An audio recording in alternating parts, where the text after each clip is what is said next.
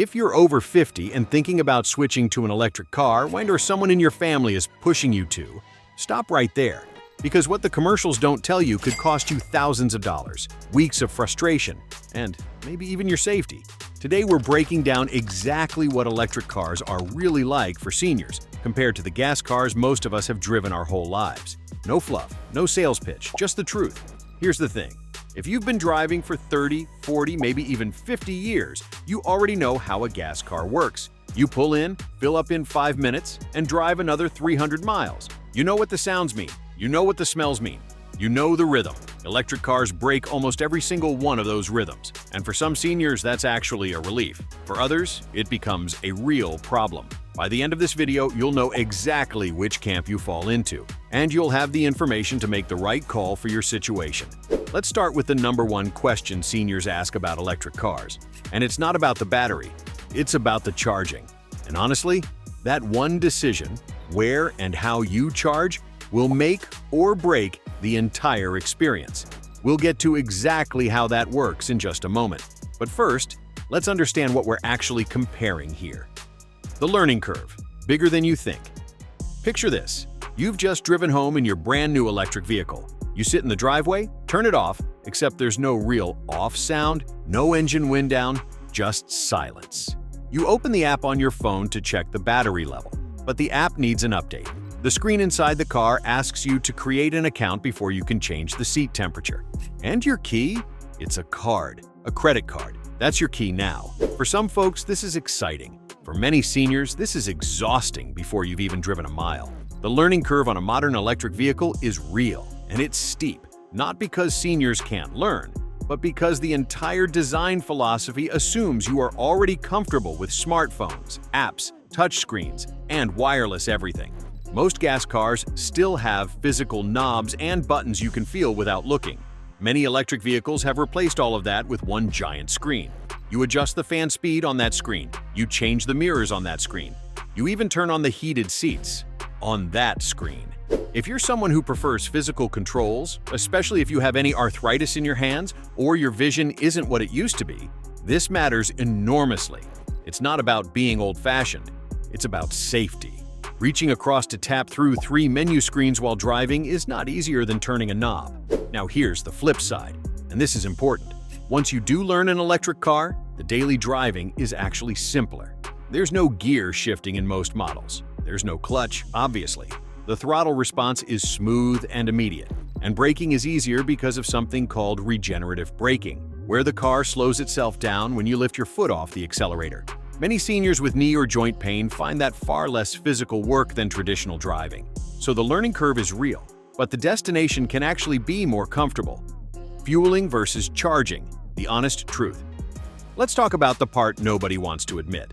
Charging an electric car is not like fueling a gas car. For seniors who live in a house with a garage, this is actually where electric vehicles shine brightest. You plug in at home every night, the same way you charge your phone, and every single morning you wake up to a full charge. No more stopping at gas stations. No more standing outside in the cold with a fuel nozzle. Just walk to the car, unplug the charging cable, and go. For that group of seniors, charging is genuinely easier than getting gas. But here's where it gets complicated. If you live in an apartment, a condo, or any home without a dedicated garage, charging becomes a serious challenge. You're now dependent on public charging stations.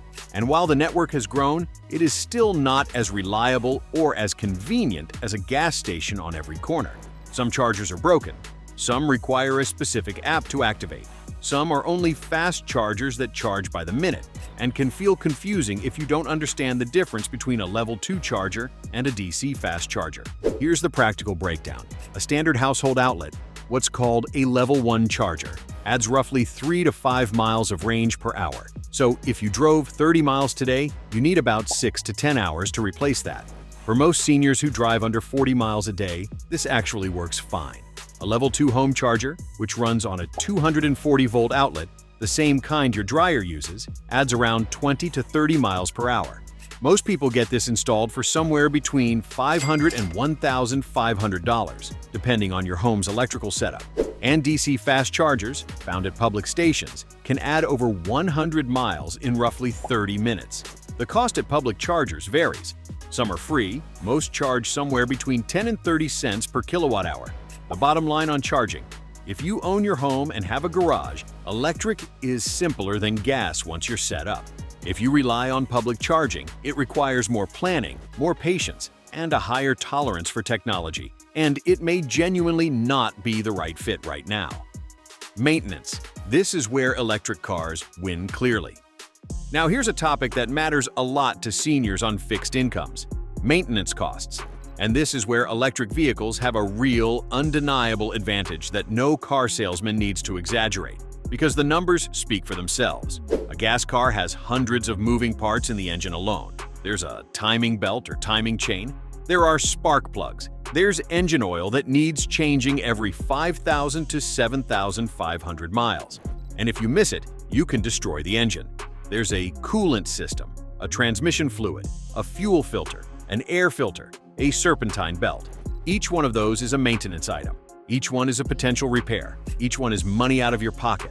An electric car has a fraction of those components. There are no spark plugs. There's no engine oil, no timing belt, no multi-speed transmission in most models. Regenerative braking dramatically reduces wear on your brake pads, which means you replace them far less often, sometimes half as often as on a gas car.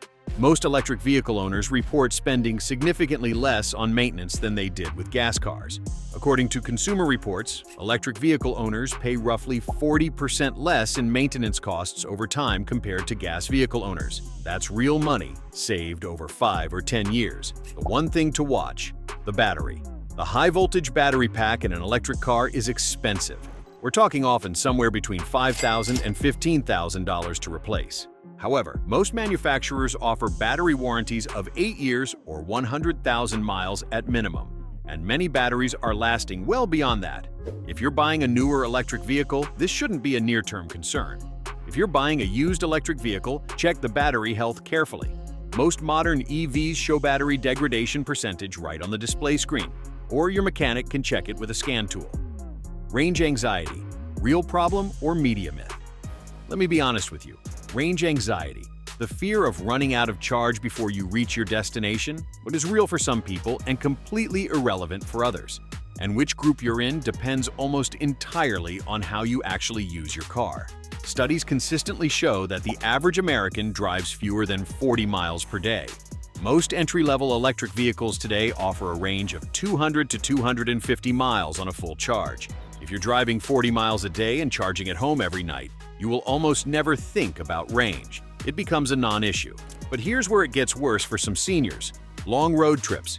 If you're someone who loves to drive, maybe you travel to see grandchildren, or you winter in Florida, or you drive to visit family a few states away, charging stops on a road trip are a real adjustment. You'll stop every 200 miles or so, wait 20 to 40 minutes at a fast charger, and continue. For some people, that's perfectly fine.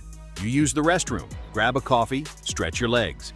For others, especially those with health conditions that make extended travel already challenging, that wait time adds real stress and physical strain.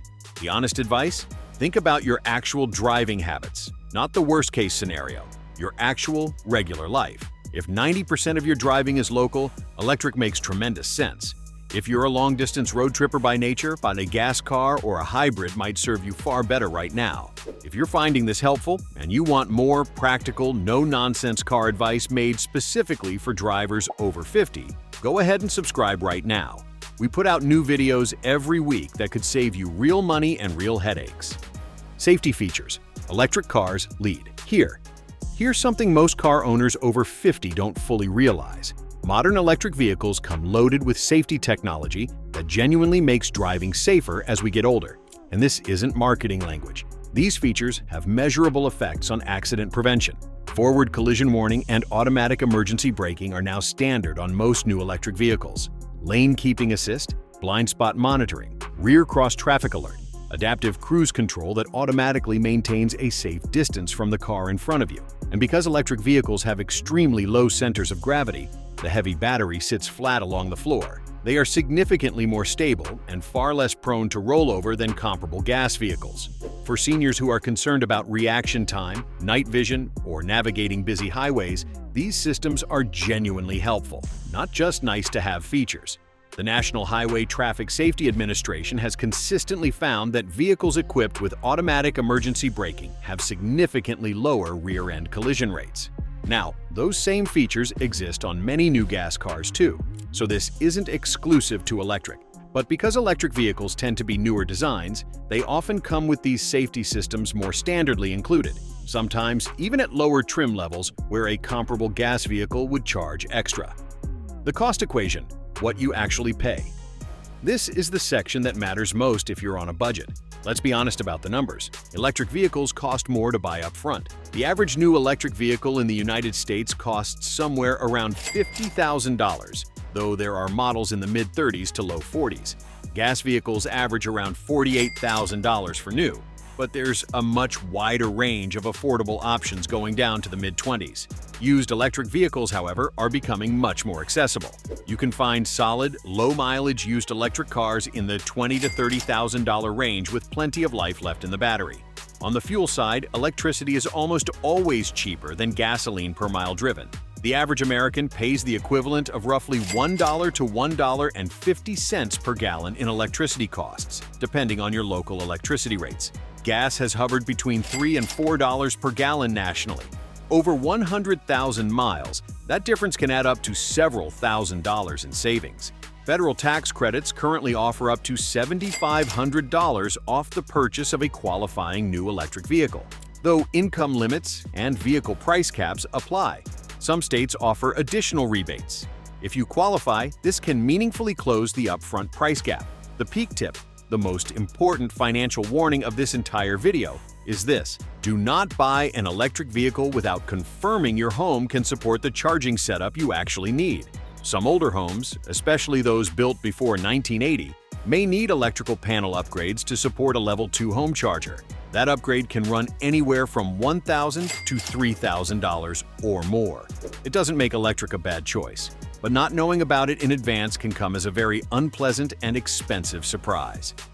The hybrid option, the bridge most seniors overlook.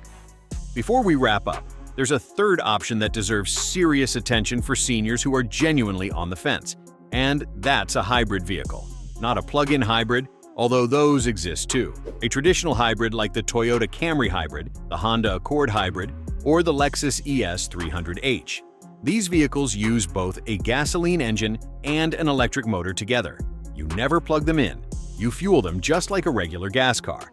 But the electric motor helps so significantly that fuel economy improves dramatically, often to 40 to 50 miles per gallon. And many of the engine components run less hard, meaning lower maintenance costs over time. For seniors who love the simplicity of a gas car but want lower fuel bills, fewer trips to the pump, and smoother, quieter driving, a hybrid is often the sweet spot. It offers many of the benefits of electric driving without any of the charging infrastructure challenges. It's genuinely worth considering as a middle path. The bottom line. Here's the honest summary. Electric cars are not universally easier or harder for seniors. It depends entirely on your specific situation, your living arrangements, your driving habits, and your comfort level with technology. Electric wins clearly on daily maintenance, smooth driving feel, lower fuel costs, and, if you charge at home, sheer convenience. Gas wins clearly on long-distance flexibility, upfront affordability in many segments, and the familiarity that comes from decades of experience with the same basic technology. Hybrids split the difference and deserve far more attention than they currently get. If you drive mostly local trips, own your home with a garage, and are comfortable spending a few weeks learning new technology, a modern electric vehicle could genuinely make your daily driving easier, cheaper, and more comfortable than what you're driving right now. If you rely on public charging, do a lot of highway travel, or simply prefer not to add another layer of technology to your life, there is absolutely no shame in a reliable, fuel-efficient gas car or hybrid. The best car for you is the one you feel safe and confident in every single day. Now here's my question for you, and I want to read your answer in the comments. Are you considering going electric, sticking with gas, or is that hybrid option calling your name? Drop it below. And if this video helped you think through something you hadn't fully considered before, subscribe to the channel, because every week we bring you real, practical car knowledge built specifically for drivers over 50. No gimmicks, no nonsense, just the information you actually need. We'll see you in the next one.